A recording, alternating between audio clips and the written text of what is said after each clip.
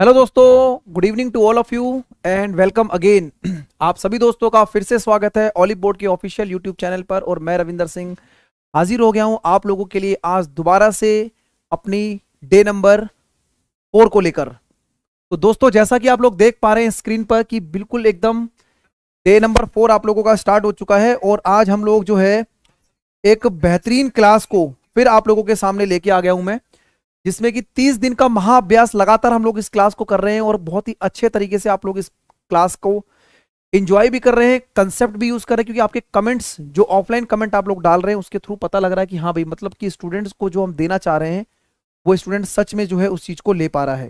दोस्तों, एक बार मुझे कमेंट करके बताइएगा सभी को मेरी वॉइस एकदम आवाज वगैरह एकदम बिल्कुल क्लियर है, ऑडियो और वीडियो में किसी भी तरह की कोई कमी बताइए फटाफट से एक बार कमेंट करें मेरे दोस्तों। फटाफट से एक बार कमेंट करेंगे सभी students. Very good evening, very good evening भाई, good evening good evening good evening. Vaibhav, Dinesh, Dimple, Kanchan, Bhavana, Sonali, Gopal, Simran, Shagun Sahu, Divyanshu, Jaydevi, very good evening to all of you. Sir group D 2019 वाला है जी, बिल्कुल। ये जो काफी टाइम से आप लोगों का एग्जाम नहीं हो रहा था, जिसके लिए काफी सारे टीचर्स ने, काफी सारे एजुकेटर्स ने और जितने भी बड़े बड़े एजुकेशन इंडस्ट्री हैं सभी ने एक जो है कैंपेनिंग चलाई, जिसकी वजह से आप लोगों का एक एग्जाम डेट भी आई है और आप लोगों को एक सही डायरेक्शन भी है और एक एनर्जी भी आप लोगों के अंदर आ चुकी है कि भाई हमारा एग्जाम अब समय पर पूरा होगा और हम लोग अपने प्रिपरेशन को एक अच्छे तरीके से स्टार्ट कर देंगे। ठीक है मेरे दोस्तों, चलिए all audio and video is clear. चलिए दोस्तों, शुरू करते हैं आज की क्लास को। देखो, आपकी क्लास की शुरुआत जो है उसमें जितने भी स्टूडेंट हमारे साथ नए स्टूडेंट जुड़ते हैं तो उनको टाइमिंग बता देता हूं मैं स्टार्टिंग में कि मेरी जो मैथ्स की क्लास है वो 2 टाइम पर होती है। एक सुबह होती है 9 बजे, जिसमें हम लोग एसएससी के एग्जाम्स को टारगेट कर रहे होते हैं। और अभी जो 8 बजे आप क्लास ले रहे हैं मेरे दोस्तों, वो हमारी एनटीपीसी सीबीटी 2 और ग्रुप डी के लिए डेडिकेटेड है। आप लोगों के लिए ऑलिव बोर्ड की तरफ से एक बहुत ही स्पेशल एक इवेंट जो है वो ऑल इंडिया लेवल पर अरेंज किया जा रहा है, जिसमें कोई भी पैसा आपने नहीं देना, फ्री ऑफ कॉस्ट। आप अपने लेवल को चेक करें। जैसा कि कल हमारे ही फैकल्टी यानी कि राहुल सर ने एक बहुत बड़ा सर्वे आपको करा के दिया था यूपीएसआई का, तो इसी तरीके से एक ऑल ओवर इंडिया लेवल पर क्या होने वाला है जी, ऑल ओवर इंडिया पर होने वाला है। आप लोगों के लिए दिखा दूं या थोड़ा सा कुछ और जो है आप लोगों को पहले क्या हो सकता है दोस्तों, एक बार कमेंट करके बताइए। ऑल ओवर इंडिया लेवल पर क्या दिया जा सकता है आपको फ्री में, है भाई? तो दोस्तों, ऑल ओवर इंडिया लेवल पर योगेश सर, राहुल सर और मैं, हम तीनों आप लोगों के लिए लेके आ रहे हैं रेलवे परीक्षा 2022 के लिए all India live mock test. बिल्कुल पेपर जैसा, एग्जैक्टली जैसा पेपर आप लोगों को आने वाला है उसी हिसाब से एक पेपर सेट करके रहेंगे जो कि लाइव रहेगा। और कब रहेगा जी? रविवार शाम, थोड़ा सा ऊपर कर दें इसको, ये लो जी। कब? रविवार शाम 7 बजे से। तो रविवार शाम 7 बजे जुड़ना ना भूलें हमारे साथ। हम तीनों का होगा वार, कैसा? बिल्कुल पेपर जैसा। ठीक है मेरे दोस्तों, तो जुड़ जाइएगा। मॉक टेस्ट रहेगा, लाइव मॉक टेस्ट चलेगा। ये लाइव मॉक टेस्ट का क्या बेनिफिट होता है, किस तरीके से लाइव टेस्ट होगा, सारी की सारी इंफॉर्मेशन मैं आपको दूंगा। तो संडे को बिल्कुल फ्री है, कोई भी चार्जेस नहीं है। सिर्फ और सिर्फ आप लोगों को क्लास में आना है और अच्छे तरीके से अपने क्वेश्चंस को जो है सॉल्व करके एक ऑल ओवर इंडिया लेवल पर एक रैंक आप लोगों को दी जाएगी, देखेंगे उसको। ठीक है, तो ये था आप लोगों के लिए। बाकी जो भी स्टूडेंट्स आरआरबी एनटीपीसी सीबीटी 2 की प्रिपरेशन करना चाहते हैं तो काफी कम प्राइस पर ऑलिव बोर्ड पर एक बैच अवेलेबल आ रहा है जो कि 20 तारीख से स्टार्ट होगा। और ये सीबीटी 2 वालों के लिए जो कि सटीक तरीके से कम टाइम में एक अच्छी प्रिपरेशन करना चाहते हैं तो वो इस बैच को डेफिनेटली लेंगे। ठीक है, तो ये हमारी पूरी की पूरी टीम है, जिसमें मैं भी यहां पर दिख रहा हूं क्योंकि मैं भी भाई ऑलिव बोर्ड का ही टीचर हूं, फैकल्टी हूं, तो हमारा फोटो तो बनता ही। बाकी सभी टीचर्स आप लोग जानते ही हैं। ठीक है मेरे दोस्तों, तो चलिए शुरू करते हैं आज की क्लास को। जितने स्टूडेंट मेरे टेलीग्राम ग्रुप को ज्वाइन नहीं कर रहे हैं, भाई टेलीग्राम ग्रुप को जरूर ज्वाइन करो, क्योंकि यही आप लोगों का और मेरा एक फाउंडेशन होता है। यहीं से आप लोगों को इंफॉर्मेशन मिलेगी, यहीं से मिलेगा कि क्या मैं संडे को कोई स्पेशल क्लास करने वाला हूं, क्या मैं संडे को कोई अलग से चीज आप लोगों को देने वाला हूं। सब इंफॉर्मेशन इसी चैनल पे मिलेगी, टेलीग्राम ज्वाइन करें। आइए दोस्तों शुरू करते हैं आज की क्लास को। और this is the question number first. आज की क्लास का पहला प्रश्न आपके स्क्रीन पर ये रहा। बोलिए भाई क्या रहेगा राइट आंसर? ठीक है, बताइए। ठीक है, जल्दी से कमेंट करो। पहला क्वेश्चन स्क्रीन पे मैंने लगा दिया है बिना किसी देरी को करे हुए, बिना किसी देरी को करे हुए मैंने पहला क्वेश्चन आपके सामने लगा दिया है। बोलिएगा।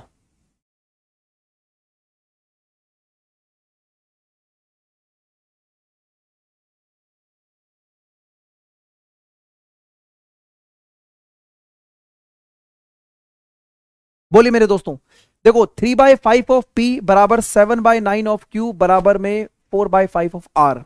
बताइए P Q R का अनुपात क्या होगा? What is the ratio P Q R, यानी P Q R का जो अनुपात होगा वो क्या रहेगा? What is the ratio of P अनुपात Q अनुपात R? बोलिए। मतलब कितना जल्दी आप क्वेश्चन के आंसर तक पहुंच सकते हैं ये आप लोगों को देखना है, ठीक है? फटाफट से बताइए दोस्त। देखो एक स्मार्ट तरीके से काम करना है, नॉर्मल स्टूडेंट की तरह हम लोग काम नहीं करेंगे, हम एक स्मार्ट स्टूडेंट की तरह काम करेंगे जिससे स्मार्ट तरीके से आंसर निकाला जा सके, ठीक है? तो दोस्तों इस क्वेश्चन का आंसर क्या रहेगा फटाफट से बताएं। देखो आप लोग अगर ध्यान से देखेंगे, अगर मैं इन दोनों वैल्यू को उठाता हूं, अगर मैं इन दोनों वैल्यू को उठाता हूं तो मुझे एक चीज दिखाई दे रही है, 7 पंजे 35, ठीक है, और 9 तिया 27, ठीक है भाई? बात को ध्यान समझिएगा मेरे दोस्तों। आप लोग अगर ध्यान से इस क्वेश्चन को देखें तो सर आप इस चीज को फील करेंगे कि सर P का मान 3/5 है और इसका मान 7/9 है, ठीक है?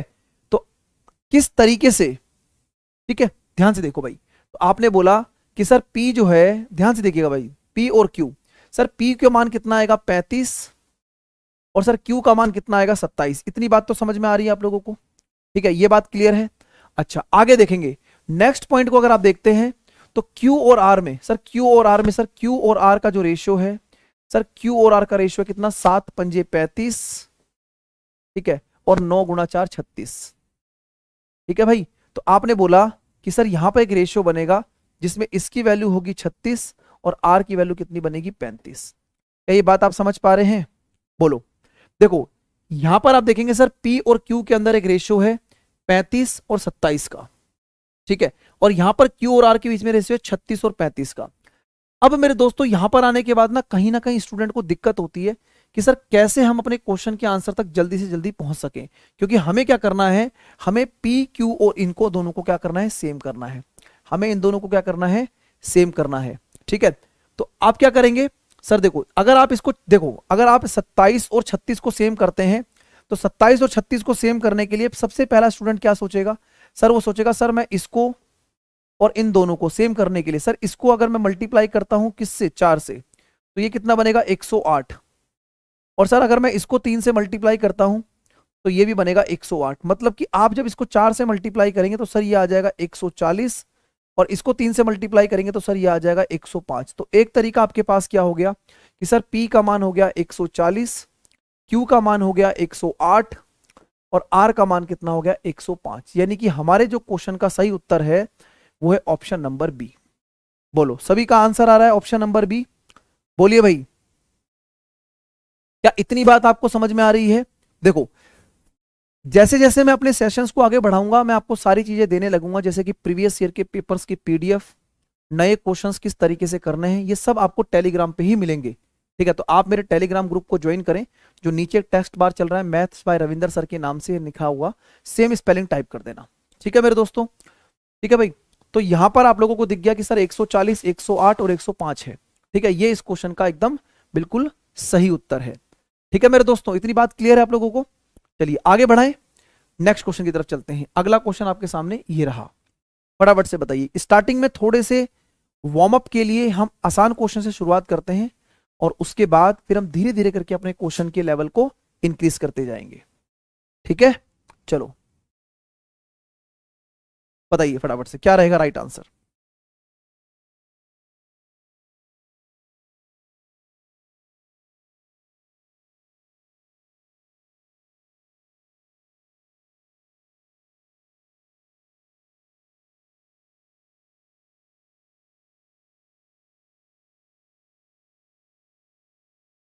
बोलिएगा मेरे दोस्तों, फटाफट से बताइए नेक्स्ट क्वेश्चन का आंसर क्या रहेगा।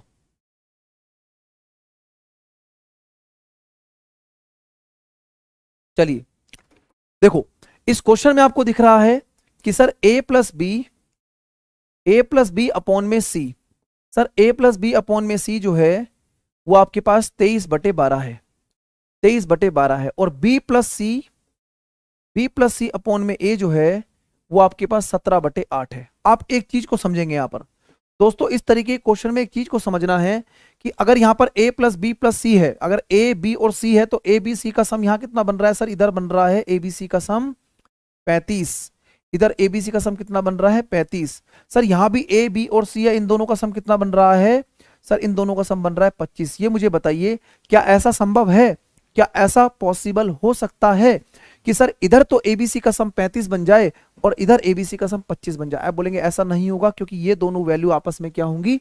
बिल्कुल सेम होंगी। तो एक ऐसा नंबर लेंगे जो 35 और 25 को दोनों को डिवाइड करता हो, यानी कि वो नंबर होगा 175। दोनों का एलसीएम कितना बनेगा? 175। ठीक है मेरे दोस्तों। तो सर 35 को 75 बनाने के लिए आप क्या करेंगे?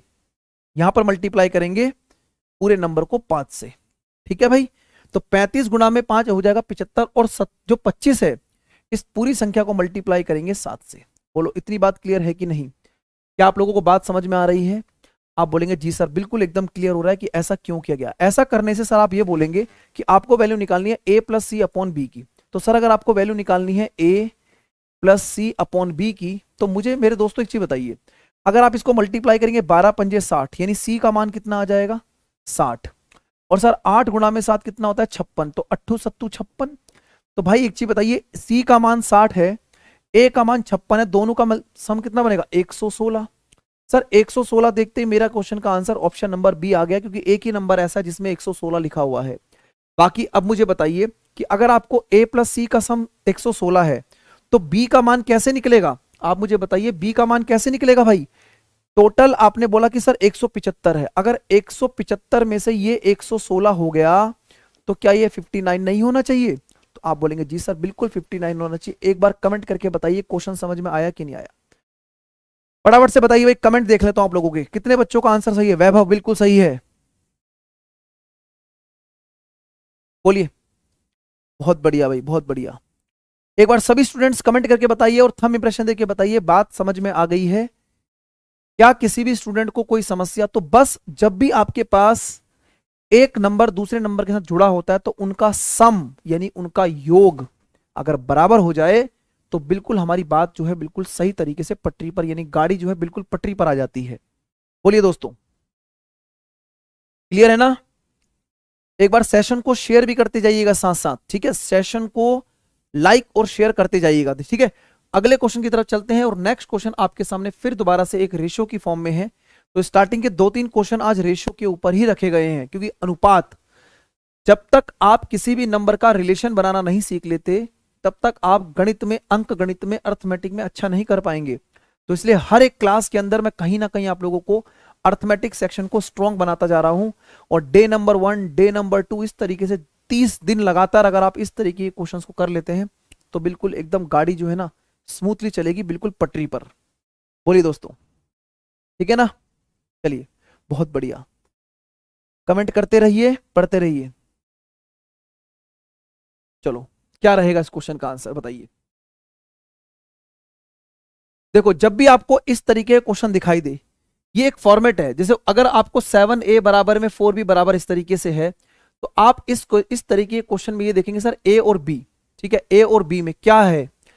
देखो दो तरीके होंगे, या तो आप इस पूरे क्वेश्चन को पूरा सॉल्व करिए, दूसरा ये देखिए सर a का रेशियो कितना है।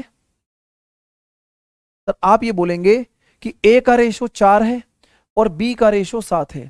सर a का रेशियो 4 है, b का रेशियो 7 है, ठीक है भाई? अब ये बताओ सर a का रेशियो 4 और 7 नहीं है, सर a का रेशियो और b का रेशियो 4 और 7 नहीं है, सर a और b का रेशियो 4 और 7 नहीं है, सर a और b का रेशियो 4 और 7 है। बिल्कुल यहीं से क्वेश्चन खत्म है, कुछ नहीं करना है, सिर्फ इतना सा आंसर लगा दीजिए। बोलो एलसीएम वेलसीएम नहीं। कुछ बच्चे कह रहे हैं 28 एलसीएम ले लो। अरे भाई कुछ नहीं करना है, आप मेरी बात को समझने की कोशिश करो। ऐसे करके पेपर में देखो कि a का मान 4, b का मान 7, कहां लिखा है? सर ये रहा, खत्म कहानी। आगे आप चेक करना चाहें तो आप इधर देखिए, b का मान 14 और c का मान 2, b का मान 14 और c का मान 2। तो क्या ये दिख रहा है कि सर 14 और 2 में 7 और 2 का रेशियो है? आप बताइए 14 और 4 में 7 और 2 का रेशियो है कि नहीं? सर ये रहा 7 और 2 का रेशियो। बोलो, थंब इंप्रेशन देके बताओ एकदम क्लियर है कि नहीं? आंखों ही आंखों में क्वेश्चन को उड़ा देना है, पेन चलाने की जरूरत नहीं है मेरे दोस्तों। बोलिए, क्या आप लोगों को मेरी बात समझ में आई जो मैंने समझाया? तो जो मैं आपको समझाने की कोशिश कर रहा हूं, थोड़ा सा डिफरेंट चलो, थोड़ा सा डिफरेंट जब चलोगे तो पेपर में डिफरेंट होगे, और जो भीड़ से अलग चलता है सिलेक्शन उसी का होता है मेरे भाई। दोबारा देख लीजिए, सर मैंने बोला ए का मान 4 होगा, बी का मान 7 होगा। सर ए का मान 4 और बी का मान 7 सिर्फ एक ही ऑप्शन में था, मैं अपने क्वेश्चन को 100% लगा के आगे बढ़ जाऊंगा। ठीक है ना, आगे बढ़ाते हैं अगले प्रश्न की तरफ। नेक्स्ट क्वेश्चन मेरे दोस्तों क्या रहेगा, जल्दी से देखिए इस क्वेश्चन का आंसर जरा फटाफट से बताइए। बहुत ही प्यारा और बहुत ही सुंदर क्वेश्चन है, ध्यान से करिए। यह है घात और घातांक का एकदम घातक क्वेश्चन, घात और घातांक का बिल्कुल घातक क्वेश्चन है, ध्यान से करिएगा। ठीक है भाई, चलो आज बच्चे कम से कैसे लग रहे हैं भाई, है भाई आज बच्चे कम से कैसे लग रहे हैं, एक बार सेशन को शेयर करते जाइए। चलो एलसीएम में डिवाइड, अरे नहीं करना भैया, एलसीएम एलसीएम नहीं करना, एलसीएम क्यों कर रहे हो, इतना क्यों परेशान हो रहे हो। चलो भाई इस क्वेश्चन का आंसर बताइएगा, बोलो क्या रहेगा।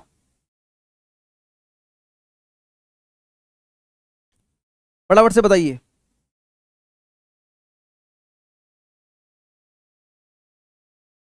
बोलो मेरे दोस्तों, सही और सटीक उत्तर क्या रहेगा इस क्वेश्चन का। देखो आपको दिख रहा है सर ये जो एक्स, मुझे एक चीज बताइए, ये जो रूट एक्स होता है, ये जो रूट एक्स होता है ये एक्स की पावर 1/2 होता है, ये बात सभी बच्चे जानते हैं। आप बोलेंगे जी सर ये बात हम जानते हैं। अब देखो जरा भाई, अगर आप बोलेंगे सर ये एक्स है और ये एक्स रूट एक्स है, तो अगर मैं आपको बोलता हूं कि सर ये एक्स है और ये एक्स रूट एक्स है, ठीक है, बराबर में सर अगर आप इसको जोड़ेंगे एक्स के साथ, एक्स के साथ एक्स की पावर 1/2 को जोड़ेंगे तो ये हो जाएगा एक्स की पावर 3/2, ये हो जाएगा एक्स की पावर 3/2 इंटू एक्स। अब ये मुझे बताइए जब इन दोनों के बेस सेम है, अगर इन दोनों के बेस सेम है, देखो ये बात समझ में आ रही है 3/2 कैसे, क्योंकि सर ये वाली वैल्यू एक्स की पावर 1 और एक्स की पावर 1/2 यानी एक्स की पावर 3/2। सर अगर बेस सेम है तो पावर को कंपैरिजन कर सकते हैं, पावर को कंपैरिजन करेंगे तो एक्स रूट एक्स बराबर में 3/2 ऑफ एक्स। ठीक है, तो मेरे प्यारे भाई एक्स से एक्स कटेगा, रूट एक्स का मान अगर 3/2 है, रूट एक्स का मान अगर 3/2 है तो एक्स का मान होगा दोनों तरफ वर्ग करने पर, दोनों का स्क्वायर करने पर 9/4। तो इस क्वेश्चन का सही उत्तर होगा 9/4, 9/4 इस क्वेश्चन का बिल्कुल सही उत्तर है। बोलो क्लियर है कि नहीं। 9/4, 4/9 नहीं होगा, 9/4 होगा। गलत मत करो भाई, गलत मत करो, 4/9 करोगे तो दिशा पलट जाएगी तुम्हारी, 9/4 करोगे तो बिल्कुल सही जाओगे। बोलो क्लियर है कि नहीं, बात समझ में आ गई सभी को, बहुत बढ़िया एकदम बेहतरीन। अगले प्रश्न का उत्तर बताइए, one of the best quality question है ये, बहुत ही जबरदस्त तरीके से इस क्वेश्चन को रखा गया। सर्ट्स और इंडिसेस, घात और घातांक, घात और घातांक की बहुत ही प्यारी प्रॉब्लम है। अगर आप इस क्वेश्चन को कर लेते हैं तो समझ लो बिल्कुल नैया पार है। मतलब कि अगर आप घात और घातांक के इस प्रश्न को कर लेते हैं तो नैया बिल्कुल पार है, क्योंकि इसमें सारा कंसेप्ट लग जाएगा मेरे दोस्तों। बोलिएगा जी जरा क्या रहेगा उत्तर। आइए एकदम एक एक क्वेश्चन जो है ना बिल्कुल एकदम हिमालय पर्वत से छांट के लेके आया हूं। ठीक है, बिल्कुल फंसे हुए थे पहाड़ों में, तो उनको वहां से निकाल के आपके सामने प्रेजेंट किया जा रहा है। बताइए दोस्तों, फटाफट से बताएं जरा एक बार, बोलो उड़ाओ क्वेश्चनों को फटाफट फटाफट, एकदम बिल्कुल जबरदस्त प्रश्न।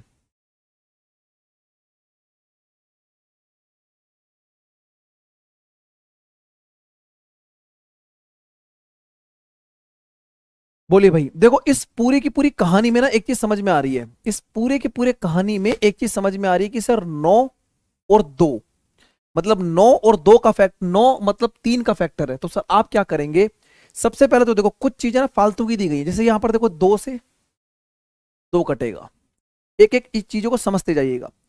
सर ये कितना है, 9 की पावर n, 9 की पावर n का मतलब 3 की पावर 2n, 3 की पावर 2n, और ये भी 3 की पावर 2 है। तो सर अगर ये 3 की पावर 2n है और ये 3 की पावर 2 है तो इन दोनों को जोड़ दूं। आप बोलेंगे जी सर जोड़ दो, कोई दिक्कत वाली बात नहीं है, बिल्कुल सही बात है। या फिर आप एक काम करिए, इसे लिखो 3 की पावर 2n और इसको 3 की पावर 2 रहने दो। देखो ये माइनस का n और ये भी माइनस, माइनस माइनस प्लस हो जाएगा। तो एक काम करिए, अब यहां पर एक काम करिए, इसको 2n की जगह 3n करो। इतना दिमाग तो कर लगा सकते हो ना भाई। ये 3 की पावर 3n कैसे हो गया? देखो ये माइनस का माइनस माइनस प्लस, तो 3 की पावर n, और 3 की पावर 2n, तो 3 की पावर 3n हो गया। 3 की पावर 2 माइनस में 27 को क्या लिखोगे? 27 को लिखोगे 3 की पावर 3n। बोलो बात समझ में आती है? यहां पर सर कितना है? 3 की पावर 3m, 3 की पावर 3m इंटू में 2 की पावर 3, इंटू में 2 की पावर 3 बराबर में कितना है सर? 1/729। 729 होता है 9 की पावर 3, 9 की पावर 3, इतना ही होता है ना। ध्यान से देखिए, अब क्या करना है मेरे दोस्तों, ध्यान समझिएगा। सर ऊपर जो है ना, ऊपर आ गया 3 की पावर 3n कॉमन, ठीक है। तो यहां कितना रह गया सर? इधर रह गया 3 की पावर 2 -1, ठीक है। और यहां पर नीचे कितना आ गया? 3 की पावर 3m, और ये हो जाएगा 2 की पावर 3 बराबर में 1/9 की पावर। बात को ध्यान से समझिएगा, बहुत ही सुंदर क्वेश्चन है। आप मुझे बताइए 9 माइनस 1 8 होता है, और ये 2 की पावर 3 8 होता है, तो मतलब ये वाली पूरी वैल्यू कैंसिल आउट हो जाएगी भाई। 9 माइनस 1 8 और 2 की पावर 3 का मतलब भी 8 होता है, कैंसिल आउट। सर ये भी 3, ये भी 3 ऊपर जाएगा सर, तो सर ये हो जाएगा 3 की पावर 3 माइनस में n, ऐसे लिख लो इसको। बोलिए समझ में आ रहा है? आप बोलेंगे जी सर। अब ये बताइए कि सर ये 1/9 है, ये 1/9 है, 1/9 है, और 1/9 को आप क्या लिख सकते हैं? यहां पर ध्यान से देखिएगा, इसको कैसे लिखेंगे सर? सर ये 1/9 है, तो इसको 1/3 की पावर क्या लिख सकते हो सर? अगर इसको 9 को, इस 9 को अगर आप 3 की पावर 2 लिखें, ध्यान समझिएगा, 3 की पावर 2 लिखे तो 3 की पावर कितना हो जाएगा ये? सर ये पूरी पावर जो है, समझ में आ रहा है भाई सभी को? हाँ जी, देखते जाइए, ठीक है। तो सर ये 1/729 था, 729 मतलब 9 की पावर यहां पर कितना हो गया? 3। आप इसको सर यहां पर क्या करते हैं? कंपैरिजन करने के लिए एक काम करते हैं सर, कंपैरिजन करने के लिए सर इसको मैं ले जाता हूं किस तरीके से, देखो ये 9 है। अच्छा एक काम और करो, देखो बिल्कुल एकदम आपको समझा देता हूं। यहां पर 3 की पावर, इसको -2 लिख लो। कोई दिक्कत? किसी बच्चे को कोई दिक्कत है? सर ये बताइए, ये 9 को हम 3 की पावर ऊपर ले जाके -2 लिख सकते हैं। अब ये हो जाएगा 3 की पावर -6, 3 की पावर -6। तो सर अब देखो ये पूरी की पूरी वैल्यू कंपैरिजन हो गई है, तो यहां पर से कितना बचेगा सर? यहां से बचेगा ये -2, यहां बचेगा -2, तो m-n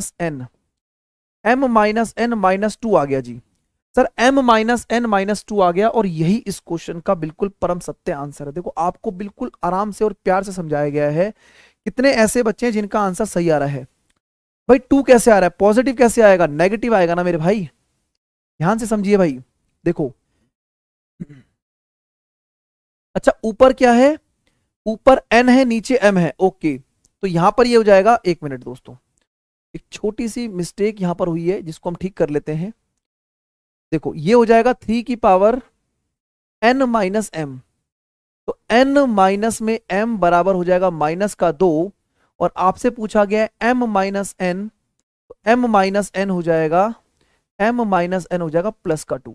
ठीक है भाई, तो +2 होगा जी, ये गलत हो जाएगा। +2 इस क्वेश्चन का सही उत्तर है। बोलिए। हाँ बिल्कुल सही है। कैसा लगा क्वेश्चन बताइए? मतलब एक लेवल का क्वेश्चन मैंने रखा है। अगर इस तरीके का क्वेश्चन आता है पेपर में, तो अगर इस क्वेश्चन को जो बच्चा बिल्कुल सही कर लेगा पेपर में, उसका समझ लो बेड़ा पार हो जाएगा। मतलब मैं क्वेश्चन के लेवल को थोड़ा सा अप करके चल रहा हूं, वो मुझे दिख भी रहा है, क्योंकि एक अच्छे लेवल का क्वेश्चन है। और हो सकता है कि आप में से काफी सारे ऐसे बच्चे हों जिनको इस क्वेश्चन को करने में दिक्कत आ रही होगी। लेकिन मेरे दोस्तों एक चीज और समझिएगा, अगर दिक्कत आ रही है और सीखने को कुछ मिल रहा है, तो यही एक पॉजिटिव चीज होती है जब किसी भी क्लास को आप अटेंड करते हैं।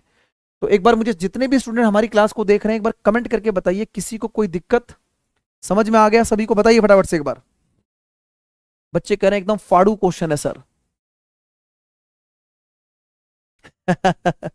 बच्चे कह रहे हैं एकदम खतरनाक। चलो ठीक है भाई मेरे, चलो एक बार जल्दी से मुझे बताइएगा, आगे बढ़ाते हैं, ठीक है। तो 1 बाय 1 चीजों को पढ़ते जाइए, और नेक्स्ट क्वेश्चन आपके सामने ये रहा भाई, ठीक है। चलो बोलो भाई, इस क्वेश्चन का आंसर क्या रहेगा? फटाफट से बताइएगा। नेक्स्ट क्वेश्चन आपके सामने ये रहा, बोलिए फटाफट से बताइए।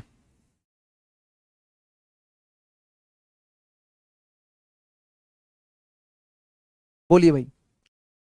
दोस्तों एक बार सेशन को थोड़ा सा एकदम पुश करो, और थोड़ा सा सेशन को शेयर करें आप सभी मिलकर, सेशन को एक बार शेयर करें, सेशन को पुश करें यार एक बार, ठीक है। एक अच्छा रिस्पॉन्स आना चाहिए क्योंकि क्वालिटी क्वेश्चंस आप लोगों को सेशन में हमेशा मिलेंगे और बेटर सॉल्यूशन मतलब बढ़िया से बढ़िया सॉल्यूशन देने की कोशिश है मेरी, ठीक है। चलो बोलिएगा। अब देखो यहां पर क्या है ना कि अगर हमें यूनिट डिजिट निकालना है तो 1 11 की पावर 1 का मतलब यूनिट डिजिट 1 होगा सर, 2 की पावर 2 या 12 की पावर 2 का मतलब होता है 144, लेकिन हम इतना बड़ा नंबर नहीं करेंगे, हम सिर्फ 2 की पावर 2 के अकॉर्डिंग बोलेंगे 4। उसके बाद सर 3 की पावर 3 के अकॉर्डिंग हम बोलेंगे 3 तिया 9 तिया 27। और अब दोस्तों हमें ये बात पता है कि सर अगर ये 4 है, देखो यूनिट डिजिट में क्या होता है कि जब किसी भी नंबर की पावर 4, वैसे तो हम 14 की पावर 4 अगर करेंगे तो हमें बहुत ज्यादा कैलकुलेशन करनी पड़ सकती है, लेकिन मैं आपको ये बोलता हूं कि अगर आप किसी भी नंबर की पावर को 4 से डिवाइड करते हैं और उसका इकाई का अंक अगर मान लो यहां पर इवन नंबर है, एक सम संख्या है, तो ये हमेशा आपको 6 बना के देता है, ठीक है। ये कंसेप्ट होता है यूनिट डिजिट का कि किसी भी नंबर की पावर अगर 4 से डिवाइड हो जाए तो उसका अगर इवन नंबर है तो आंसर 6 आता है और ऑड नंबर के लिए आंसर 1 आता है हमेशा, ठीक है। ये कंसेप्ट है पूरा। अच्छा 5 की पावर कुछ भी हो हमेशा 5 ही मिलेगा और 6 की पावर कुछ भी हो हमेशा 6 मिलता है। देखो 6 और 5, 6 5 0 और 1, ये ऐसे नंबर्स होते हैं इनकी पावर कुछ भी हो, 1 2 3 4 1000 1 लाख कुछ भी हो, 6 हमेशा 6 देगा, 5 हमेशा 5 देगा, 0 हमेशा 0 देगा। तो मेरे दोस्तों इन सबको ऐड कर दीजिए। सर 6 और 4 10, 10 और 6 और 4 10 हो गया, 10 और यहां पर 10 और 6 16 और 5 21, 21 और 8 कितना हो गया 29। तो सर 29 का जो इकाई का अंक है वो 9 होगा, मतलब मेरे क्वेश्चन का जो आंसर है वो 9 होगा। बोलो क्लियर है कि नहीं? कुछ बच्चों का ए आ रहा है, ए नहीं होगा, 9 इस क्वेश्चन का बिल्कुल सही उत्तर है। बोलिए किसी को कोई समस्या? बहुत ही बेहतरीन और जबरदस्त क्वेश्चन है, इकाई का अंक यूनिट डिजिट, तो कंप्लीट आंसर रहेगा 9। आइए अगले प्रश्न का उत्तर बताइए मेरे दोस्तों, क्या रहेगा फटाफट से बताएंगे जरा, बोलो भाई, बोलिए जी। नेक्स्ट प्रश्न सर, अगला क्वेश्चन आपको यह कहता है कि क्वेश्चन के अंदर कंसेप्ट की कमी नहीं होनी चाहिए, कंसेप्ट पूरा अगर होगा तो आंसर बहुत तेजी से निकलेगा। Sir the unit digit of this number, 2 की पावर 3, 3 की पावर 4, 3 की पावर 4, 4 की पावर 5, 4 की पावर 5, 5 की पावर 6, मतलब पावर पे पावर चढ़ा चढ़ा के क्वेश्चन पूछा जा रहा है। बोलिएगा जी। नो सर प्लीज, ठीक है चलिए भाई बताइए। भाई देखो पढ़ाई पे ध्यान रखो भाई दोस्तों, है ना, पढ़ाई पे ध्यान रखे, कमेंट बाजी थोड़ा सा कम करें।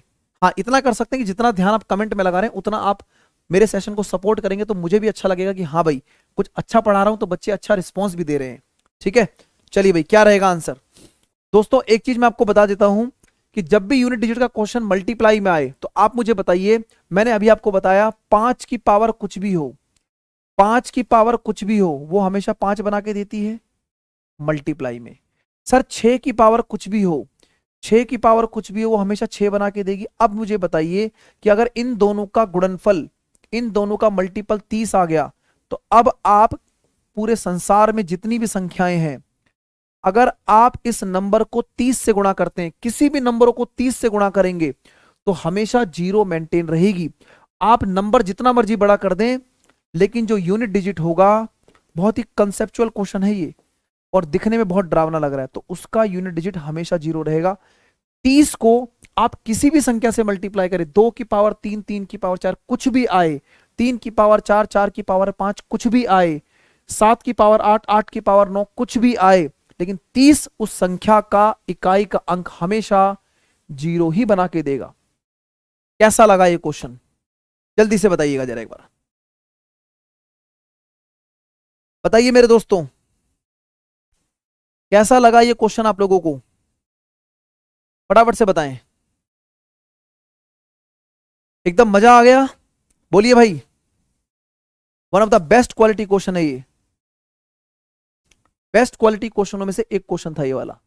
आइए अगला क्वेश्चन ध्यान से करिएगा, this is again a very very interesting question और रेलवे में और आपके वन डे एग्जाम में इस तरीके का प्रश्न जो है वो पूछा जा सकता है। अगले क्वेश्चन का उत्तर बताइए दोस्तों जरा क्या रहेगा, ध्यान से करिएगा, बेस्ट क्वेश्चन है, ध्यान से करिएगा, बताइए दोस्तों। चलो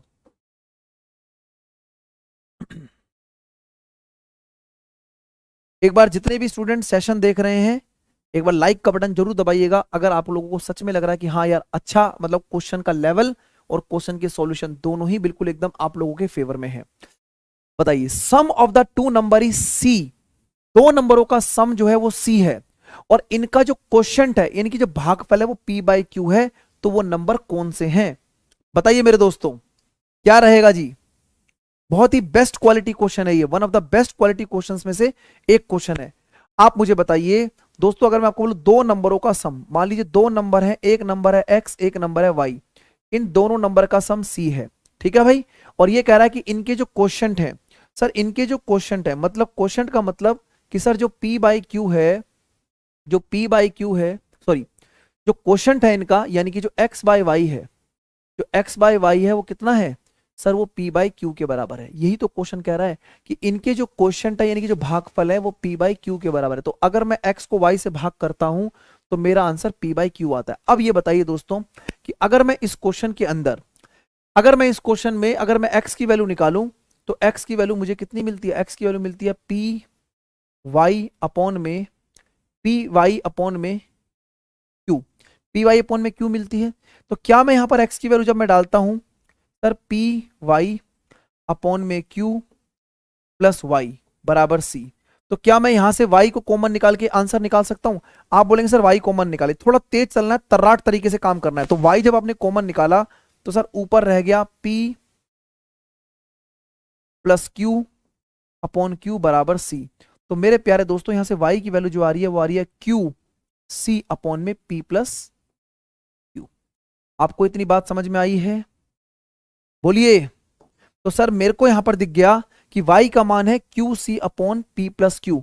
सर एक ही ऐसा ऑप्शन दिख रहा है जिसमें क्यू सी अपॉन में पी प्लस क्यू है। अब देखो अगर y का मान क्यू सी अपॉन में पी प्लस क्यू है तो सर यहां पर अगर आप y का मान डालेंगे तो ये कितना हो जाएगा सर, सर y की वैल्यू अगर आप डालेंगे यहां पर तो x का मान कितना आ जाएगा, बोलो आप निकाल सकते हैं सर। तो सर x का मान जो आएगा वो आएगा p और y की जगह सर कितना हो जाएगा, y की जगह हो जाएगा क्यू सी अपॉन में p प्लस क्यू और नीचे यहां पर सर क्यू था तो सर क्यू से क्यू कटेगा यानी कि पीसी, तो पीसी अपॉन में पी प्लस क्यू और क्यूसी अपॉन में पी प्लस क्यू। तो एक ही ऐसा ऑप्शन दिख रहा है जो इस बात को सेटिस्फाई कर रहा है जी, यानी कि मेरे क्वेश्चन का आंसर रहेगा ऑप्शन नंबर ए। बताइए भाई कैसा लगा क्वेश्चन? ये क्वेश्चन लास्ट टाइम पे कॉम्पोनेंटो डिविडेंडो से बताया था। अच्छा चलो ठीक है कोई दिक्कत नहीं है, हमने कॉम्पोनेंटो डिविडेंडो से बताया हो या इक्वेशन बेस से बताया हो कैसे भी कर लो।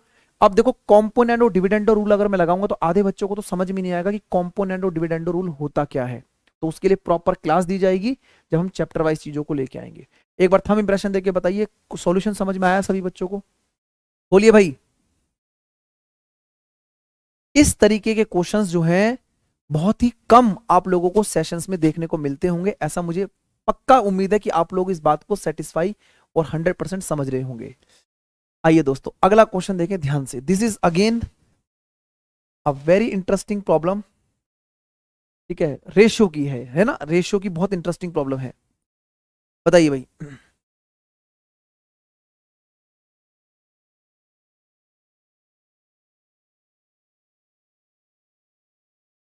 देखो भाई एक चीज मैं आपको बता देता हूं कि कई बार कुछ क्वेश्चन के एक एक स्टेप लिखने पर आपको ऐसा फील हो सकता है कि क्वेश्चन बड़ा है, लेकिन मेरा काम है आप लोगों को एक एक स्टेप करके ही समझाना। मैं अगर जैसे मान लीजिए क्वेश्चन आपके सामने लिखा है, इस क्वेश्चन को अगर आप मैं अपने लेवल पे सॉल्व करूंगा तो मैं बहुत तेजी से कैलकुलेशन करता हुआ सॉल्व कर दूंगा, तो आधे बच्चों को समझ में ही नहीं आएगा कि हुआ क्या है। तो मेरे दोस्तों मैं एक एक स्टेप इसलिए लिखता हूं ताकि हर एक स्टूडेंट जो है उसको क्लियरिटी आ सके, क्योंकि देखो हर तरीके का स्टूडेंट क्लास में जुड़ा होता है ना। क्या पता किसी ने स्कूल टाइम में अच्छी मेहनत नहीं करी लेकिन अब वो मेहनत करना चाहता है, तो हर तरीके के स्टूडेंट्स आते हैं। तो बिल्कुल धैर्य बना के रखें, हम उतने ही क्वेश्चंस करेंगे जितना 1 घंटे के अंदर जो है स्टूडेंट्स को कराने चाहिए, ठीक है। चलिए चलो अब देखो जरा ध्यान से।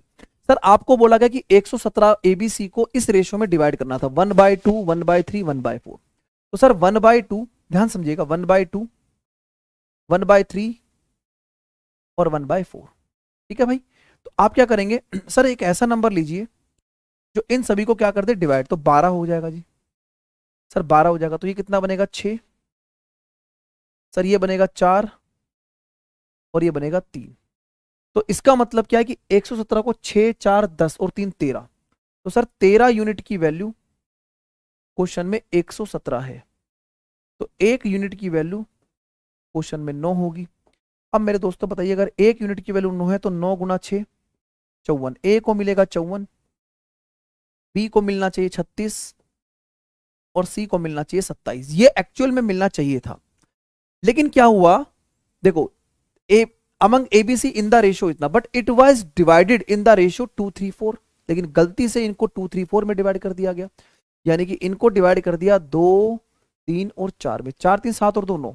सर 9 की वैल्यू अब इस क्वेश्चन में 117 हो गई है, तो 1 की वैल्यू होगी कितनी, 13। तो 1 की वैल्यू 13, अगर 1 की वैल्यू 13 है दोस्तों ये बताइए, 13 दूनी 26, 13 तिया 39 और 13 चौक 52। तो ए को मिल रहा है 26 रुपए, बी को मिल रहा है 39 रुपए और सी को मिल रहा है 52 रुपए। मैक्सिमम किसको मिला है बताइए जरा, क्या आप लोग अब बता सकते हैं कि मैक्सिमम किसको मिला है? सर यहां पर ए को मिल रहे थे 54, लेकिन अब मिल गए 26। ये तो कम हो गया, मतलब कहानी खत्म है, ये तो नहीं हो सकता। सर बी को मिल रहे हैं 36 रुपए और यहां मिल गए 39 रुपए, तो मतलब बी को कितने रुपए एक्स्ट्रा मिले? सर बी को 3 रुपए एक्स्ट्रा मिले, बी को 3 रुपए एक्स्ट्रा मिले। लेकिन सर सी को मिल रहे हैं 27 और यहां मिल रहे हैं 52। भाई साहब सी जो है सबसे ज्यादा पैसे कमा गया, सी को सबसे ज्यादा फायदा हो गया, कितने का, 25 रुपए का। तो सही उत्तर मेरे प्यारे दोस्तों, ध्यान से करना है, बिल्कुल एकदम पेपर वाला जो है ना बहुत तैयार बैठा होता है। उसने आपको यहाँ पर बी का भी दिया हुआ है 3 रुपए, तो जल्दबाजी में बी मत लगा देना, क्योंकि मैक्सिमम की बात की जा रही है। सबसे अधिक राशि किसे मिलेगी? तो सबसे अधिक राशि मिलेगी सी को, 25 रुपए। बोलो, बहुत ही उम्दा और बहुत ही अच्छे लेवल का क्वेश्चन है ये। बताइएगा जरा, कुछ बच्चे ए बता रहे हैं, कुछ बी बता रहे हैं, कुछ सी बता रहे हैं। क्या कर रहे हो यार, है भाई, क्या कर रहे हो तुम लोग?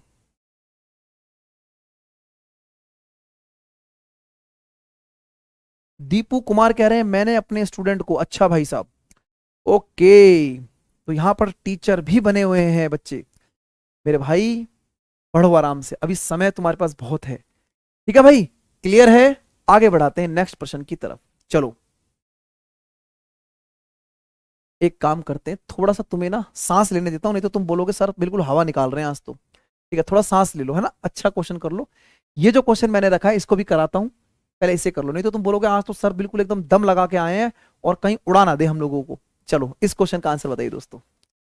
बहुत बढ़िया, जबरदस्त। ये 25 किसका आंसर आ गया भाई? 25 किसका आंसर दिया आप लोगों ने? 25 तो कोई ऑप्शन ही नहीं है था, एक मिनट को। अच्छा अच्छा, 25 था उस क्वेश्चन का आंसर, ठीक है ठीक है, काफी लेट कमेंट कर रहे हो भाई हैं। देखो मेरे दोस्तों, गेहूं के मूल्य में 20% की कमी के कारण भुवनेश ने 320 रुपए में 5 किलोग्राम अधिक खरीद लिए। ठीक है, अब ये कहता है गेहूं का आरंभिक मूल्य यानी कि इनिशियल प्राइस बताइएगा। बहुत ही इंपॉर्टेंट क्वेश्चन है, पेपर में कई बार इस तरीके के क्वेश्चन एग्जाम में देखा गया है।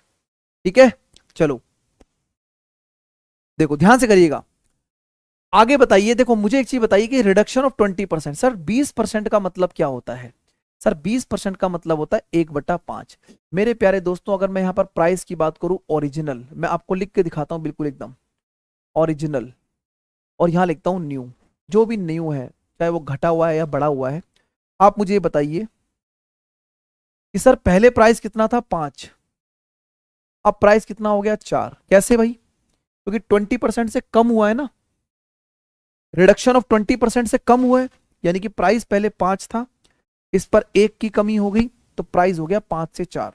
अगर प्राइस 5 से 4 हो गया तो क्वांटिटी 4 से 5 हो जाएगी। ये बात आप समझते हैं कि जब मूल्य, जब प्राइस कम होता है तो आपकी खपत क्या होती है, बढ़ जाती है।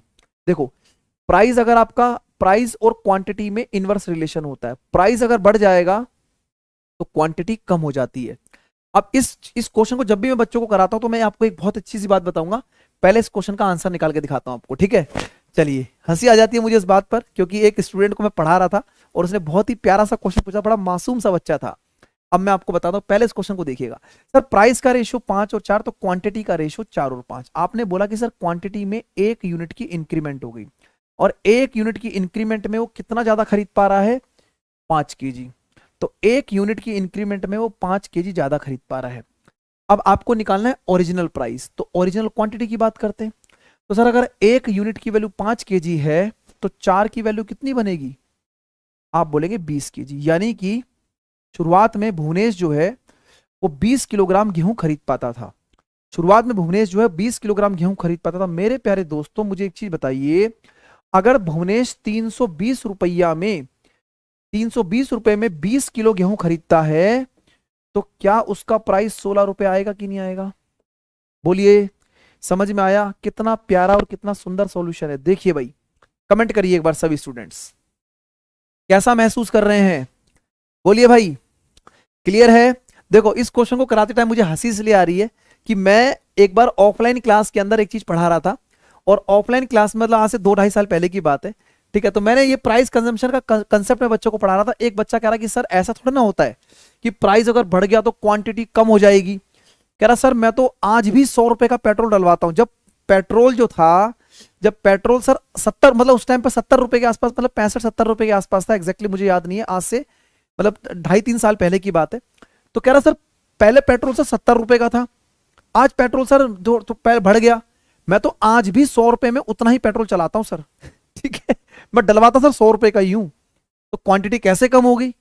अब उसे कौन समझाए, है भाई। तो अब उसे कौन समझाए कि भाई तू खर्च तो 100 रुपए ही कर रहा है, लेकिन पेट्रोल अब कम आ रहा है। कोई कह रहा नहीं सर प्राइस कितना बढ़ जाए, मैं तो 100 रुपए का डलवाऊंगा। तो समझ रहे हैं, आप में से कोई ऐसा बच्चा तो नहीं है जो इस बात को कह रहा हो कि नहीं, इंटरनेट का रिचार्ज जितना मर्जी हो जाए, मैं तो 50 रुपए का ही रिचार्ज कराऊंगा, चाहे एमबी कम हो जाए लेकिन मैं कराऊंगा 50 का ही। ऐसा मत करो, ठीक है, क्लास को प्रॉपर लेना। आगे बढ़ाता हूं नेक्स्ट क्वेश्चन की तरफ। चलिए, ये देखो, ये क्वेश्चन मैंने कल आप लोगों को कराया था, ठीक है। तो अब मैं इस क्वेश्चन को कराऊंगा आप लोगों को, ठीक है। एक बार डिस्काउंट वाले क्वेश्चन को तो मैंने करा दिया था, एक बार इस क्वेश्चन को और देखिए फटाफट से। चलिए भाई, चलो एक बार थोड़ा सा पुश कर दो सेशन को, ठीक है। 20-25 बच्चों की कमी है, 100+ तो ले जाए करो यार, कम से कम इज्जत की बात है भाई। इतना अच्छा तो पढ़ा ही रहे हैं कि 100 के आसपास तो ये सेशन डिजर्व करता ही है। हालांकि डिजर्व तो खैर ज्यादा करता है, लेकिन कोई दिक्कत नहीं है, धीरे धीरे करके चलेंगे, आप लोग सपोर्ट करेंगे, मुझे पूरी उम्मीद है। एक बार मारो फटाफट से सेशन को शेयर दबा के यार। चलिए अगले क्वेश्चन का आंसर बताइए जरा, क्या रहेगा मेरे प्यारे दोस्तों, ध्यान से करिएगा, ठीक है। देखो दीपू कुमार कह रहे हैं मेरा जैसा पगला था। अरे भाई पगले मत बनो, पगलोट बन जाओगे तुम एक दिन। देखो height of the cylinder increase by 15%, radius को डिक्रीज कर दिया 10% से। देखो भाई, तो कह रहा है कि परसेंटेज चेंज इन वॉल्यूम। तो आपको पता है सर सिलेंडर का जो वॉल्यूम होता है वो होता है pi r square h. Sir cylinder का जो वॉल्यूम होता है वो पाई आर स्क्वायर एच होता है। अब आपने पढ़ा होगा क्रमागत कोई चीज जब बढ़ती है और क्रमागत कभी जो चीज घटती है, तो सर पाई तो यहाँ पर कॉन्स्टेंट है। आपको कह रहा है कि सर तो हाइट सिलेंडर की 15% से बढ़ रही है और रेडियस डिक्रीज कर रहा है 10% से। तो एक काम करो, यहाँ पर आर स्क्वायर लिखा हुआ है, तो पहले एक काम करते हैं, हम रेडियस को निकालते हैं। -10 और यहाँ प्लस -10 बटे में 100। मेरे दोस्तों बहुत ही प्यार से क्वेश्चन को सोल्व कर रहा हूं मैं, मतलब मुझे किसी भी तरीके की जल्दबाजी नहीं है। -20 और सर ये प्लस का 1 हो जाएगा, है ना। आप ये बोलेंगे सर इन दोनों की इफेक्टिव वैल्यू आ गई -19%। क्या आप इतनी बात समझ पा रहे हैं। आप बोलेंगे जी सर इतनी बात हम समझ पा रहे हैं, रेडियस में टोटल -19% की कमी होगी। सर अब 19% की कमी के साथ हमें निकालनी है हाइट की, क्योंकि हाइट 15% से बढ़ रहा है। तो सर -19% प्लस का 15%, प्लस का 15 गुणा में -19 बटे में 100। क्या ये बात आप समझ पा रहे हैं मेरे दोस्तों। आप बोलेंगे जी गुरुदेव यहां तक बात समझ में आ रही है। सर इन दोनों की वैल्यू आएगी -4। अब देखो 15 निम में 135, ठीक है भाई, 15 निम में 135 का 5 बचेगा 13, ठीक है। 15 एकम 15 और 13 कितना हो जाएगा, सिर्फ 28। ठीक है भाई, और 2 के बाद 0 लगेगी सर यहाँ पर 0.2, तो माइनस का 2.85। तो इसका मतलब इनको सॉल्व करने पर माइनस का 2.85 आ रहा है, और जब इनको जोड़ेंगे मेरे दोस्तों तो आंसर आ जाएगा माइनस का 6.85, और माइनस का 6.85 इस क्वेश्चन का आंसर होगा, डिक्रीज आंसर होगा जी, ऑप्शन नंबर बी। बोलो क्लियर है कि नहीं, आई बात समझ में? बोलो, किसी भी स्टूडेंट को किसी तरीके की कोई दिक्कत परेशानी, बोलिए, ठीक है ना?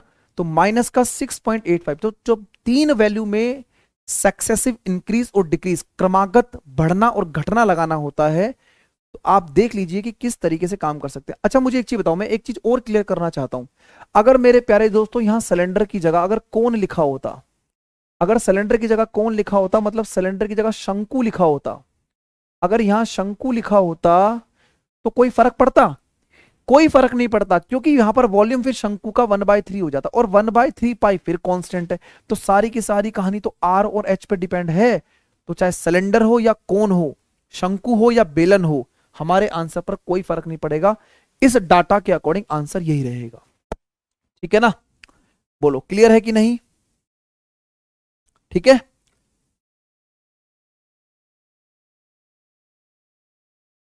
चलो आगे चलते हैं अगले प्रश्न की तरफ। नेक्स्ट क्वेश्चन का आंसर बताइए दोस्तों क्या रहेगा, ध्यान से करिएगा, बहुत ही अच्छा क्वेश्चन है, और हर लेवल के क्वेश्चन को सेशन में डालने की पूरी कोशिश की गई है। अगर आप एक बार सेशन को शेयर कर देंगे तो थोड़ा सा मजा आ जाएगा, है?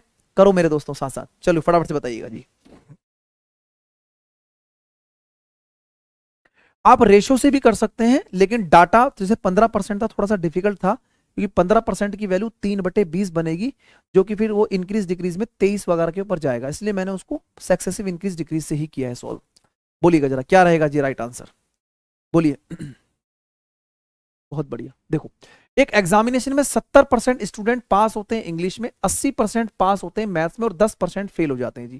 सर आपको एक बात यहाँ पर बिल्कुल क्लियर समझ में आनी चाहिए कि ऐसे क्वेश्चंस को सॉल्व करने के लिए हम वेन डायग्राम का इस्तेमाल करते हैं। जैसे मान लीजिए एक सर्कल मैंने ये बनाया, ठीक है, और एक सर्कल में और बनाता हूँ, एक सर्कल में और बनाता हूँ, इस तरीके से मैंने 2 सर्कल बना लिए, ठीक है, इस तरीके से मैंने क्या करा, 2 सर्कल बना लिए हैं।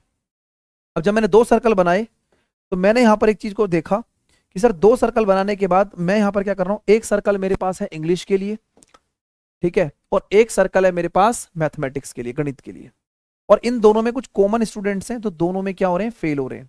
तो ये वाला पोर्शन दोनों में कॉमन में फेल वाला है जी। अच्छा फेल कितने स्टूडेंट है, अगर आप ध्यान से देखें तो सर फेल स्टूडेंट है कितने, 10%। सर 10% स्टूडेंट फेल है, 10% स्टूडेंट क्या है, फेल है।